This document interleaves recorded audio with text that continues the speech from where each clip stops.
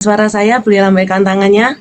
Ya, shalom buat engkong juga emak, bapak ibu ya saya. Terima kasih buat kesempatan yang diberikan pada saya untuk saya bisa menyampaikan firman Tuhan pada malam hari ini. Ya, puji nama Tuhan. Saya akan menyampaikan pada malam hari ini tentang simplicity and humility. Ya, ini dua hal yang saya tangkap pada waktu saya mendengar khotbah dari Pastor Niko pada waktu MDBJ bulan ini.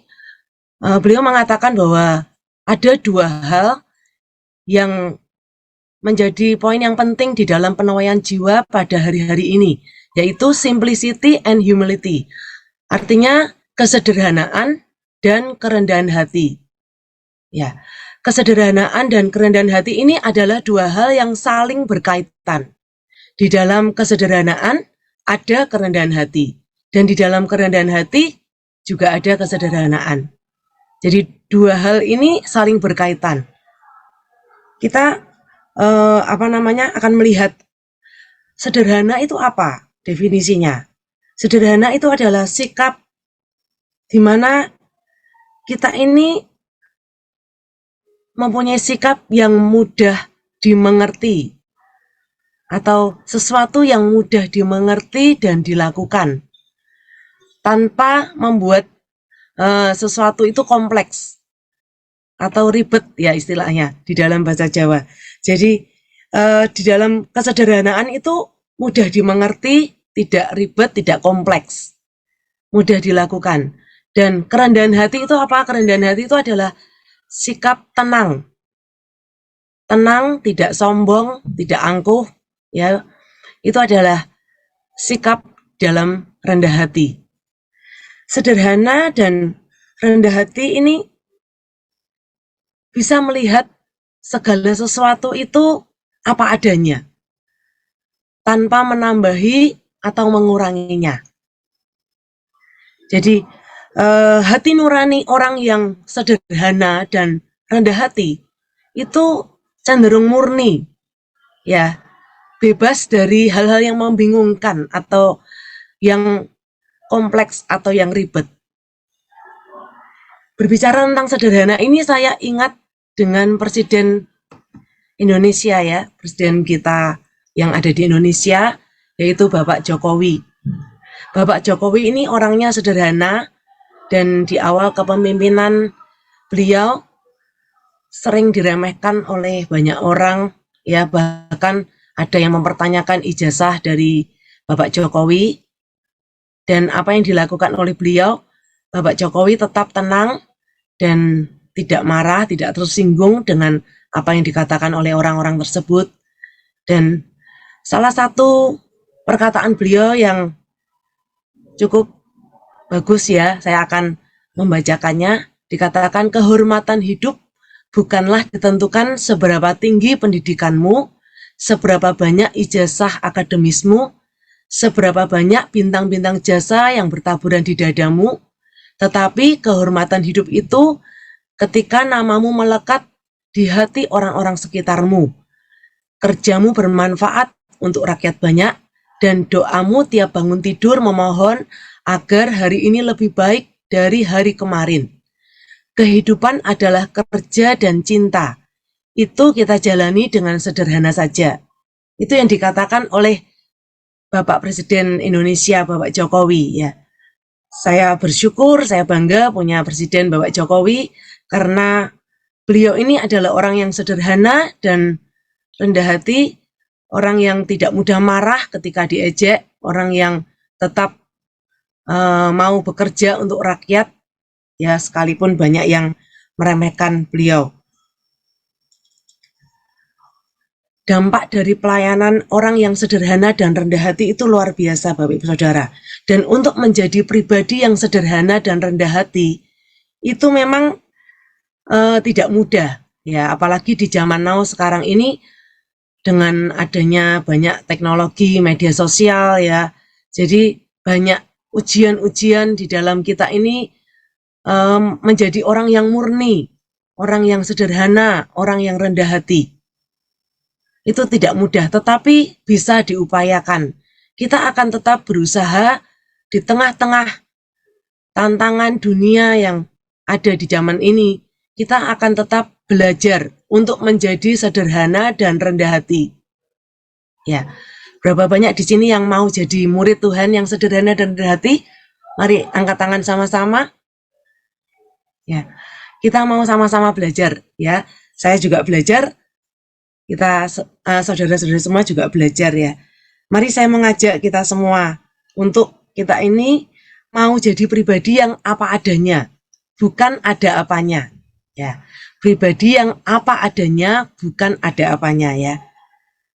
Yang pertama, kita akan belajar dari Yesus. Belajar dari Yesus dikatakan dalam Matius 11 ayat 29, "Pikulah kuk yang kupasang dan belajarlah padaku, karena aku lemah lembut dan rendah hati, dan jiwamu akan mendapat ketenangan." Yesus adalah Allah 100%, tetapi dia juga manusia 100%. Pada waktu dia meninggalkan surga, dia turun ke bumi, dia menjadi manusia 100%. Karena dia rela untuk menyelamatkan setiap kita. Kehidupan Yesus pada waktu dia ada di bumi ini, itu menjadi teladan bagi setiap kita di dalam pelayanan kita. Apa yang dilakukan Yesus, sehingga kita bisa belajar dari Yesus.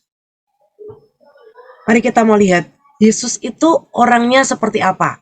Yesus itu orangnya simple dan humble. Ya, kalau kita baca di Alkitab, Yesus itu orang sederhana dan rendah hati. Ya, Yesus tidak ribet ya, tidak kompleks. Yang dikerjakan di dalam pelayanan di bumi ini cukup sederhana. Yang pertama saya melihat bahwa Yesus itu selalu berdoa. Setiap kali Yesus menghadapi satu tekanan, setiap kali Yesus harus menghadapi banyak hal ya, dia nggak cuma berdoa pada waktu di Taman Getsemani saja, pada waktu dia ada di dalam tekanan akan disalib, tetapi sebelum-sebelumnya Tuhan Yesus itu selalu berdoa. Ada ayat yang berkata pagi-pagi benar Tuhan Yesus pergi untuk berdoa. Dia berdoa kepada Bapa, dia minta kekuatan. Ini adalah satu tanda sebuah kerendahan hati. Karena orang yang berdoa adalah orang yang rendah hati. Ketika kita tetap berdoa, artinya kita ini tetap mengandalkan Tuhan. Kita mengakui bahwa kita ini terbatas. Dan Tuhan adalah Tuhan yang tidak terbatas. Kekuatan Tuhan itu yang menjadi kekuatan kita. Ketika Yesus ada di muka bumi ini, dia ini 100% manusia, dia menggantungkan harapannya, menggantungkan segala kekuatannya itu kepada Tuhan. Dia selalu berdoa. Dia selalu berdoa kepada Bapaknya. Bahkan di saat titik-titik terberat di dalam kehidupannya, ketika dia harus menghadapi sebuah kematian, Yesus berdoa. Ya, itu adalah hal sederhana yang sering kita lupakan. Seringkali kita ini ketika keadaan baik-baik saja, ya keadaan mungkin tidak ada masalah, kita ini bisa saja kita ini lupa dengan Tuhan. Ketika kita ada masalah, kita baru ingat dengan Tuhan. Ya, mari kita mau selalu berdoa. Kita selalu ikuti teladan Tuhan Yesus untuk selalu ingat dengan Tuhan ya. Kita selalu berdoa. Apapun yang kita hadapi, tantangan seberat apapun, kita akan tetap ingat dengan Tuhan di dalam kehidupan pelayanan kita. Dan yang kedua, Tuhan Yesus itu selalu jadi berkat. Yesus selalu jadi berkat. Yesus tidak eksklusif. Dia tidak milik dari murid-muridnya saja. Tapi Yesus itu selalu jadi berkat. Dimanapun dia berada, dia selalu jadi berkat. Memang sebagian waktu, sebagian besar dari waktu dia ada di muka bumi ini dihabiskan bersama dengan murid-muridnya. Tuhan Yesus sharing, Tuhan Yesus makan bersama dengan murid-muridnya. Tetapi Tuhan Yesus juga mengajak murid-muridnya untuk berkeliling, untuk melayani jiwa-jiwa, untuk melayani orang-orang yang membutuhkan pertolongan. Yesus berkeliling. dia menjadi jawaban buat setiap orang-orang yang membutuhkan. Kita lihat ya, Yesus itu menyembuhkan yang sakit. Yesus itu membangkitkan yang mati. Yesus itu bisa mencukupi setiap kebutuhan akan jiwa-jiwa yang membutuhkan. Yesus melakukan kebaikan demi kebaikan. Dia jadi berkat. Dia jadi berkat sederhana, Bapak Ibu Saudara. Yesus menjadi berkat dengan dia melakukan kebaikan. Ya, itu yang seharusnya kita teladani di dalam kehidupan Yesus. Bagaimana dengan gereja zaman sekarang? Apakah gereja juga menjadi berkat? Apakah gereja juga bisa menjadi jawaban buat setiap jiwa-jiwa yang ada di sekeliling kita? Di samping semua kesibukan yang ada di dalam gereja, ya. Kita sibuk mungkin di dalam kita melayani Tuhan di gereja, jangan lupa bahwa ada jiwa-jiwa yang membutuhkan untuk kita kuatkan. Ada jiwa yang membutuhkan untuk kita ini menghibur mereka, untuk kita ini menolong mereka. Ada jiwa-jiwa yang membutuhkan untuk kita ini memperhatikan mereka, untuk kita ini mungkin menguatkan, bahkan kita hanya mendengar saja apa yang mereka keluhkan. Ya, gereja menjadi jawaban untuk setiap jiwa-jiwa yang ada di dunia ini. Karena zaman sekarang ini banyak sekali orang-orang yang mengalami depresi, ya, tingkat depresi meningkat, lalu mengalami stres, mengalami kesepian, mengalami merasa tidak dihargai, atau mungkin orang-orang yang ketakutan, kekhawatiran, itu angkanya semakin tinggi. Jadi kita perlu peka dengan keadaan zaman sekarang. Adakah kita ini melakukan apa yang dilakukan oleh Yesus? Kita ini berbuat baik kepada orang-orang yang ada di sekeliling kita, orang-orang yang membutuhkan kita. Ada seorang yang bernama Don Ritchie. Don Ritchie ini tinggal di Australia. Ya, dia dijuluki The Angel of the Gap. Ya, dia hidup pada tahun 1926 sampai 2012. Dia meninggal pada umur 80, sekitar 85-84 ya. Don Ritchie ini adalah orang sederhana. Dia tinggal di dekat tebing The Gap namanya ya. Rumahnya ada di seberang tebing The Gap. Dia tinggal dekat di situ dan setiap pagi dia melihat ada orang-orang yang berdiri di tepi tebing itu. Apa yang dilakukan oleh orang-orang tersebut? Mereka mau bunuh diri. Mereka depresi. Mereka penuh dengan masalah. Lalu, apa yang dilakukan oleh Don ini? Don ini mendekati mereka, lalu dia cuman berkata kepada mereka. Dia tersenyum kepada mereka, lalu dia berkata, "Ada apa? Kamu ada masalah? Adakah sesuatu yang bisa saya bantu?" Dia katakan hal tersebut kepada orang yang ingin bunuh diri. Dan orang itu diajak ngobrol. Setelah itu, orang itu nggak jadi bunuh diri. Diajak dolan ke rumahnya, diajak ngopi bareng, diajak ngobrol, diajak sarapan bareng. Ya. Dan apa yang terjadi? Dari hal sederhana yang dia kerjakan, survei membuktikan selama 50 tahun, Don Ritchie ini berhasil menyelamatkan 160 nyawa. Ada 160 nyawa yang tidak jadi bunuh diri karena ada seorang Don Ritchie ini yang sekedar menyapa, yang sekedar memberi senyum, yang sekedar mengajak untuk ngopi bareng, untuk sarapan bareng, dan mendengar setiap keluh kesah masalah yang dihadapi oleh orang-orang yang ingin bunuh diri tersebut. Dari cerita ini kita bisa meneladani juga apa yang dilakukan oleh Don Ritchie ini. Hal sederhana itu bisa jadi berkat. Kebaikan hati itu bisa jadi berkat buat setiap orang. Kita nggak tahu. Orang yang kita kasih senyum, orang yang kita sapa, itu adalah orang yang putus asa, orang yang membutuhkan senyuman kita, orang yang membutuhkan akan sapaan kita. Kita nggak pernah tahu. Tetapi mari kita terus lakukan kebaikan-kebaikan kecil yang sederhana, itu bisa jadi berkat. Kalau zaman sekarang orang sudah bosan mendengar ya, mereka sudah sering kali mendengar banyak khotbah, mereka sering kali mendengar banyak nasihat. Orang-orang ini hanya perlu mereka merasa dikasihi, mereka merasakan akan kasih ya, kasih yang tidak pernah mereka rasakan, kebaikan yang tidak pernah mereka terima di dalam hidup mereka. Itu yang melekat di hati mereka, itu yang berkesan di hati mereka. Bapak Ibu Saudara, ini adalah pelayanan sederhana yang dikerjakan oleh Yesus. Dan pelayanan sederhana ini yang akan kita terus kerjakan hari-hari ini. Ya, kita memenangkan jiwa itu bukan hanya sekedar di celebration perayaan-perayaan di gereja. Tetapi kita memenangkan jiwa itu bisa dengan cara seperti ini. Kita melakukan hal yang sederhana, melalui perbuatan yang sederhana yang dilakukan. Bisa, semua orang bisa melakukannya. Kita bisa melakukannya. Dan semua orang yang mau menjadi seperti Yesus, serupa dengan Yesus, mari kita melakukan pelayanan yang sederhana ini.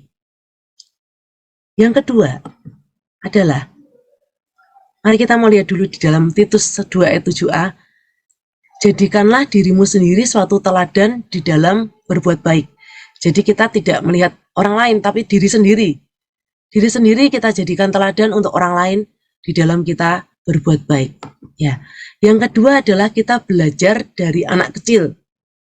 Ya, kalau yang pertama tadi kita belajar dari Yesus, sekarang kita belajar dari anak kecil. Karena Tuhan Yesus juga mengajari kita untuk belajar dari anak kecil. Dikatakan dalam Matius 18 ayat 1-4, saya akan bacakan. Pada waktu itu datanglah murid-murid itu kepada Yesus dan bertanya, siapakah yang terbesar dalam kerajaan surga? Maka Yesus memanggil seorang anak kecil dan menempatkannya di tengah-tengah mereka, lalu berkata, Aku berkata kepadamu, sesungguhnya jika kamu tidak bertobat dan menjadi seperti anak kecil ini, kamu tidak akan masuk ke dalam kerajaan surga. Sedangkan barang siapa merendahkan diri dan menjadi seperti anak kecil ini, dialah yang terbesar dalam kerajaan surga. Ya, anak kecil seringkali diremehkan ya. Anak kecil seringkali tidak dianggap oleh orang-orang dewasa. Tetapi pada waktu itu, murid-murid Yesus itu sedang bertengkar.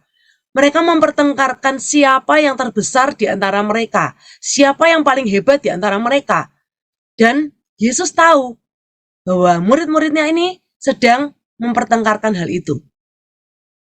Karena itu Yesus memanggil seorang anak kecil dan dia berkata kepada murid-muridnya, jika kamu tidak bertobat ya dan menjadi seperti anak kecil ini, kamu tidak akan masuk dalam kerajaan surga.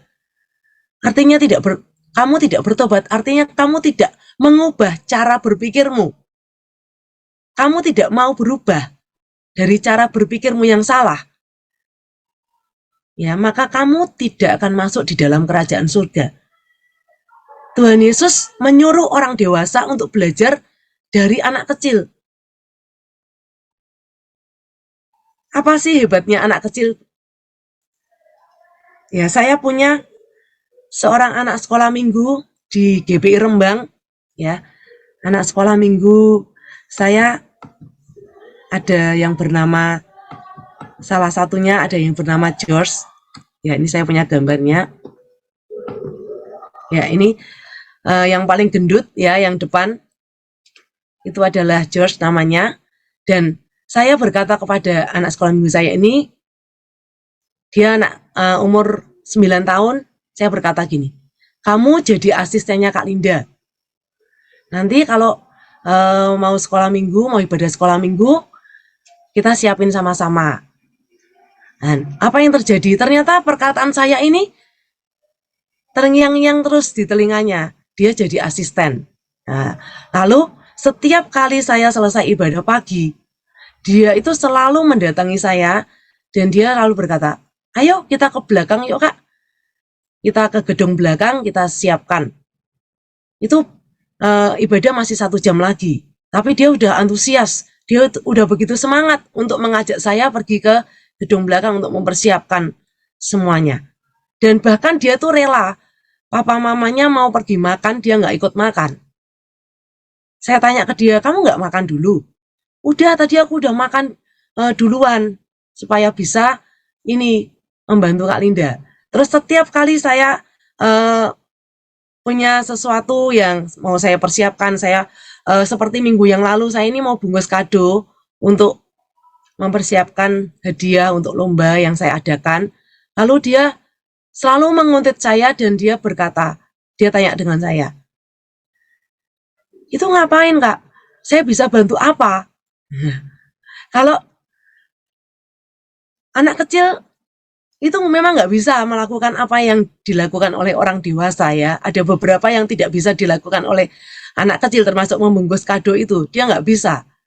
Tapi saya ini menghargai apa yang dia tawarkan. Apa yang bisa saya bantu Kak? Dia tanya seperti itu kepada saya. Dan saya belajar satu hal Bapak Ibu Saudara. Semangatnya, antusiasnya di dalam dia melayani Tuhan. Itu yang melekat di hati saya. Ya, itu yang melekat di hati saya, sehingga saya bisa meneladani semangatnya anak kecil ini di dalam dia melayani. Kok nggak bosan-bosannya ya? Setiap minggu dia itu selalu mengingatkan saya, setiap kali saya keluar dari gedung gereja umum untuk saya keluar, baru keluar, saya udah dipapak dengan dia, terus dia berkata, ayo kita ke gedung belakang, kita mau siapin untuk ibadah anak-anak. Ya, Bapak Ibu Saudara, kita nggak mau kalah dengan anak kecil ya. Kita mau semangat, kita mau antusias, kita mau lakukan hal-hal yang kita bisa kerjakan. Sekalipun itu hal-hal yang sederhana, yang mungkin kita cuman bisa kerjakan itu. Mari kita mau kerjakan dengan antusias, dengan semangat. Jangan membanding-bandingkan diri dengan orang lain. Mungkin orang lain pintar nyanyi, orang lain pintar khotbah, orang lain pintar ini, pintar itu. Saya kok nggak bisa ya? Jangan membanding-bandingkan diri dengan orang lain. Mari kita mau lakukan apa yang kita bisa kerjakan, kita lakukan dengan segenap hati kita, dengan semangat, dengan antusias. Sekalipun itu sederhana, tetapi itu bisa berdampak besar. Itu bisa jadi berkat buat orang lain. Ya, mari kita mau buka ayat yang terakhir di dalam Kolose 3 ayat 23. Dikatakan, apapun juga yang kamu perbuat, perbuatlah dengan segenap hatimu seperti untuk Tuhan dan bukan untuk manusia.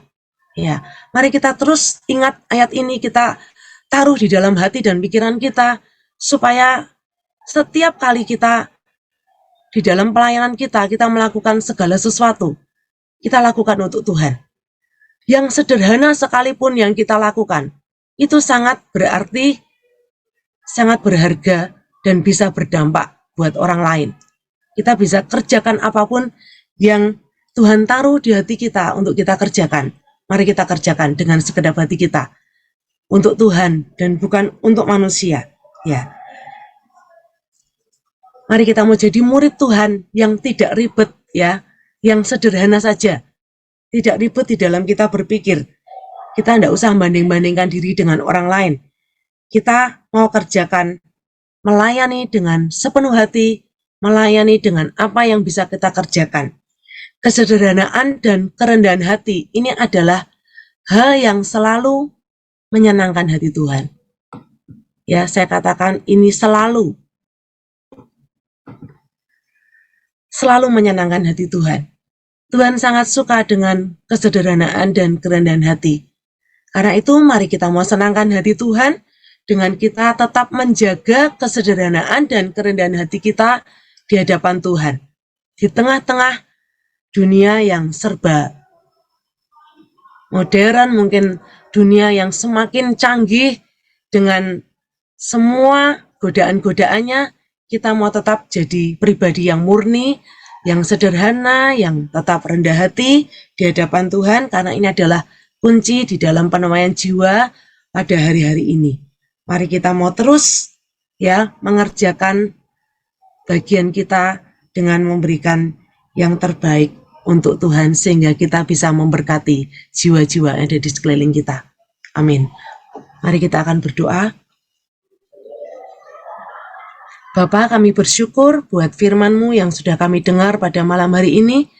Biarlah setiap kami Tuhan, dimanapun juga kami berada, kami tetap menjadi orang-orang yang sederhana dan rendah hati, orang-orang yang selalu menyenangkan hati Tuhan, yang terus ada di hati Tuhan, sehingga kami ini Tuhan tidak mudah terpengaruh dengan keadaan dunia ini, tetapi kami boleh tetap mengerti bahwa apa yang terpenting di dalam kami mengikut Engkau Tuhan. Apa yang terpenting di dalam kami ini mengiring Engkau Tuhan, di dalam kami melayani. Kami mau tetap menjadi orang-orang yang menjaga kesederhanaan dan kerendahan hati di dalam kehidupan kami Tuhan. Terima kasih Bapa, Engkau yang menolong setiap kami untuk kami bisa melakukan firman di dalam kehidupan kami. Dalam nama Tuhan Yesus. Haleluya. Amin.